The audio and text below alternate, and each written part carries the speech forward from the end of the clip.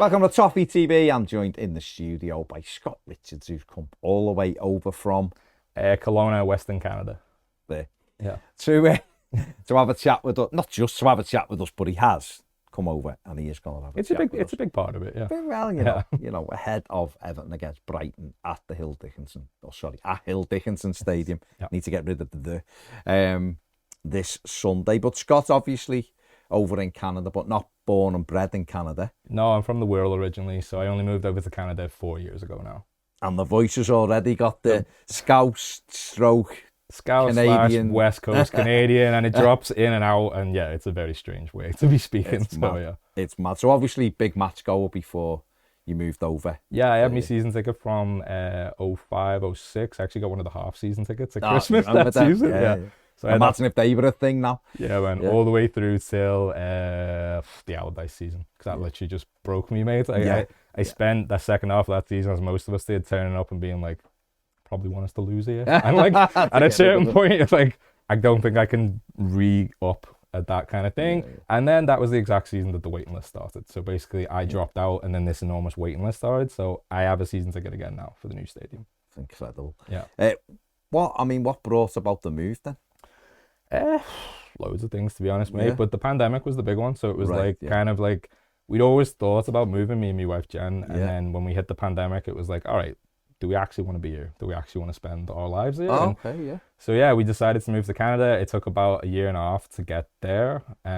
We actually went over without... That's a long flight. It's a long flight, mate. A year and a half, that is, Honestly, mate, like any Canadians watching this will know, Canadian government said, it's all done, come in 6 months. So sold me house, sold everything I needed to do. And actually, it wasn't 6 months, it was 14 months. So we had to move out. I moved into my dad's and that. So anyway, we ended up just going over to Canada without the residency. Right. And after, we had a 6-month tourist visa, and after 5 months, we got our residency. Right. So I was going to have to move to Mexico. Did not have to move to Mexico. So that was good. Wow. Yeah, man. So yeah, I've been there since November 21. So 4 years now. Yeah. You settled in nicely? Yeah, got settled now, been in the same house for 2 years, same job for 18 months. So like these are like the hallmark. I've had my car for a year. So that's hallmark of stability, man. Yeah. So where you are, whereabouts is that in Canada in relation? Yeah, so that's West Coast. So it's about 4 hours drive from Vancouver and about an hour's flight. So like right in the very top left of the North America, basically. Okay. Yeah. So what does that mean in terms of catching, say, Everton are kicking off at 3 o'clock on a Saturday?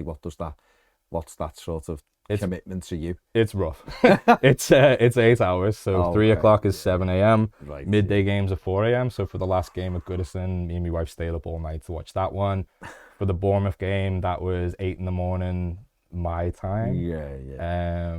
So then, it's rough for the big ones. Yeah. Difficult ones, I think. Yeah. How excited are you then to sort of be coming over? It's going to be the first time you've been in? Yeah, I didn't go to any of the test events or anything. So yeah, I'm so excited to be going, mate. I've got all my plans for Sunday set up already. The last time I came over was a year and a half ago, so I haven't even really seen the stadium fully finished yet. Oh, okay. So actually, I'm going later on today with my nan and granddad to go to the shop, because then you can get in through the wall. Yeah. So I'm going there so I at least get to see it. But then, I'm so excited, mate. It's going to be weird because it's going to feel so surreal. Because all yous have been carrying on going to Goodison for years. Whereas I went to Goodison. My last 2 times at Goodison have been a bit mad. I went last time I came, I went to the DCL breaking his duck against Burnley with that stupid shot goal. Game before that was against West Ham when Mope scored his one and only goal. So they are literally the last two. The last 2 games you've been, we've won 1-0. And they've been mad. Like a weird thing. I would take a mad 1-0 on Sunday against Brighton, honestly, as long as we win the game. Something nuts is going to happen. It's going to be Keno with a rocket in the top corner or something you haven't even thought of. So yeah, I'm so excited, mate. Yeah, it will be a shock for you when you get down there, because it's incredible. Yeah. It is incredible. And obviously, if you're going down and going to the store, I'm going to see a bit of it today. You're going to see the plaza and everything else, and that's incredible in itself. Just the sheer scale of it, the detail's incredible. And then on Sunday, when you get inside the stadium, it is breathtaking. It really is. And you do sort of look at it and just think, this is some place. It really is. Like Goodison, been in a few times now. Every time I go in, it feels a little bit more like ours. For you, it'll feel it's gonna feel nuts. It's gonna feel alien, like completely. But I'm glad that I get to go today with my granddad because I had my season ticket with him basically until I give it up. But he's gonna be 91 in September, so like he hasn't got the season ticket this time. But I'm going with him today. Like me and him are gonna see it for the first time together. So that's gonna be amazing. And obviously, Everton didn't start great against Leeds on Monday. It's one way to say it. That's one way to put it. Yeah. But I mean, what have you sort of made of Everton's transfer business over this summer? I know there's still places to fill, and we can have a little chat about that in a minute, the need for that. But of the players they've brought, we've brought 2 goalies in of the 7 we've brought in. Mark Travers, of course, that's obviously essential, you know, to get the goalkeeping room sorted. We like to have 2 goalies on a bench, don't we? Yeah. I think Mark Travers is a decent backup goalkeeper. He looks decent. I think that was a good bit of business. And Tom King's just the 3rd goalie to keep them going and all that. It's better than having Andy Lonergan sit on that. Well, there you go. You go. So, I mean, what have you made of the rest of the business that Everton have done this window? It's hard, isn't it? Because I know you guys have talked about this as well. Like, any other summer, this is a brilliant summer. This is a really good summer. Like, we've gotten some good players, we've got some experience in. Obviously, with Grealish, we've got that superstar factor for the first time in 5 years since we signed James. I like the signing of Asnu. I like the signing of Tiano Barry. But it's not every other summer. It's the summer where we lost 10 players that we actually needed. We haven't replaced them. It's ridiculous. I know you've said it many times, and Ped's been saying about the right back, but the right winger, like, right wing's been a problem for us for so long. Like, it was a problem in the mid-2000s. We ended up with Delafeu and Morales for a bit after that, and then it's just been a problem ever since, and I don't get it like you. I don't understand how, okay, yeah, you maybe don't get Dibbling. Sign someone for 14 million from Europe who's got pace, and, you know, like, we'll just see how it goes. So, no, I think that showed up big time on Monday because it was fine. It looked like in the preseason we weren't very good, but we had a first 11. It seemed like we have a first 11. There's no bench. As soon as you lose Mikalenko, as soon as you use Brentwood, you take Jimmy out of the 6 and you put him at left back, where he actually did pretty good. But I think we missed him in the middle. I think Eric Brunham might be a good player, but it's so hard to know. And when Ghana Gay has an off day, then you see what happened on Monday, and all of a sudden it just looks like a mess. But I think, there's 12 days to go out the window or something. I think we're going to be okay. I think we're going to get the players we want, but I'm sick of us playing a 35-game season where we never win in August, and everyone else gets to play 38. Like, we're the only team who never wins in August for the last 5 years. So, that's it's been good. It's hard to know what the problem is, isn't it? Like, is it that we're not putting the money down? Is it just that we're getting turned down by everyone all the time? And that's what it is. We don't get told that, other than Moisey throwing a little bit of a tantrum and letting his real feelings out for a second. But no, I think it could have been a lot better, but I also don't think it's the worst window we've ever had. No, I think you're right. It is difficult to know exactly what it is. Is it, aren't we putting the right bids in? Is David Moyes not wanting some of the players who are getting put forward? It is really difficult to know. Yeah. We've got to spread the budget as well, what money we've got, and if they're looking at other players as well, that might come into it. It's probably a little bit of Everton don't want to feel like they're legged over on some players as well, because people know that there's a bit of a need, there's a desperation to get someone in, and we've got a bit of money that we haven't had, so there might be a bit of that as well. But then it's up to Everton to come up with the answers, isn't it? Apart from sort of the right winger, then what else are you thinking we need? Because there's like you said, there's 11 days, 12 days to go, whatever. Yeah. I think we'll bring 4 more players in. So if that's going to be the case, too. What sort of positions do you think? I think the 6 is important. Like, we can come back to that in a minute, but I think fullback is so important for us. And like, was it that we said to Ashley Young, we're not going to give you enough money? I don't know if it is, because now he's dropped out of the Premier League. So I feel like he probably would have accepted it. Or is it that at this stage in his career, he wanted more money because it's his last deal? He would have been great for right now, like someone to have a right back or a left back. He's, of course, you're only going to get 1 more year out of him. But like, if Patterson's done, and it looks like he's done, it looks like his confidence is gone. I always had high hopes for him, but Coleman, we're going to get 10 games out of him maybe at the most. So like, it's Jake O'Brien and it's Mikalenko and it's Asnu, but the manager doesn't seem like he's confident in him being ready anytime soon. So I think it's fullback. I think it's a 6 in midfield. It's hard to say, is it a 6 or is it someone similar to like Garnagay's? Like, he's an 8, but he's not really. He's hard to pin down, isn't he? Someone similar to him, which at least like players like that are relatively easy to find. Players who can run and tackle, not at his level, but a 6, maybe an 8, and a right back with someone who can play both. And then, of course, the winger. all knew that we needed another striker, because I don't see Chimezi anywhere getting minutes. I don't see him as being the third striker again. So like, what's the plan? Is it that he's just going to end up as the third striker? I think we need another striker. I think we need a striker on loan. Beto has games like he did on Monday.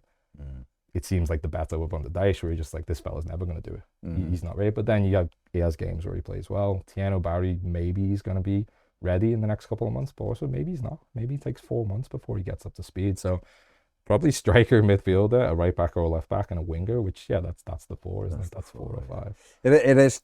There is work to do. The manager said just all summer you needed at least 10 players. Everton have got 7, but like we've said, 2 are goalies, and one of them their choice goalkeeper. No disrespect to Tom King, by the way. No, Tom King's decent, but yeah. But, you know, when you're looking at the outfield players, and I think that's where most people are looking for the squad, those deals sort of have got to be done, really, and we're sort of up against the clock now, trying to get those deals done. And, you know, I think we'll do it, but you're right, at what cost? As in, there's 9 points, isn't it? Every season, because we just can't get it done.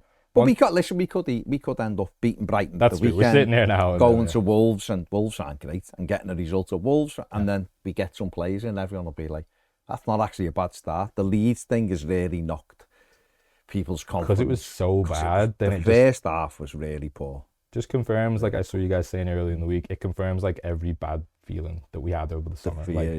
No Mikalenko, what if we get bullied by someone in midfield? What if Beto looks like the Beto of old? And then, but the thing, again, another thing you guys said earlier in the week, which I thought was good, some of these deals not getting over the line, and you want them to put down the extra 4 million. What if it is that Moyes has said, like, well, no, I need 5. So actually, if you can save 3 million 5 times, that's another 15 million player. So like, it's just so, you never get to see it, do you? No. And they won't say it, and you won't see it. So we're just left to sit here and be like, what's going on? Why are we not doing it again? Why are we here in this situation?